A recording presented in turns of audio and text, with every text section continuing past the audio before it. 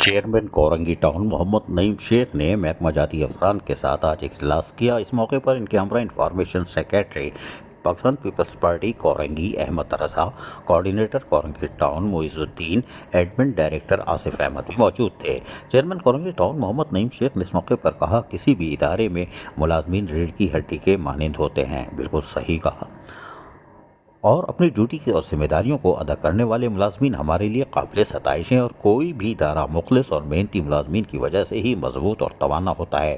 انہوں نے مزید کہا کہ نیک نیتی، ایمانداری اور باہمی ٹیم ورک کے ساتھ عوامی خدمت کا سفر جاری رکھا جائے گا۔ عوامی خدمت کے حوالے سے اقدامات کو مزید تیز اور عوام کو سہولیات کی فراہمی کے لیے تمام تر دستیاب وسائل اور محکمانہ کاوشوں کو بروئے کار لائیں گے، اور انہوں نے ہدایت کی کہ محکمہ جاتی افسران واضح طور پر اپنے محکمے کی کارکردگی کو بہتر بنا لیں۔ علاقائی ترقیاتی امور کی انجام دہی اور صفائی ستھرائی اور سرسبز و ماحول کے قیام کے حوالے سے بھی چیئرمین محمد نعیم شیخ نے واضح طور پر ہدایتیں جاری کر دیں۔ عزیز عارف، KBS بلدیاتی نیوز، کراچی۔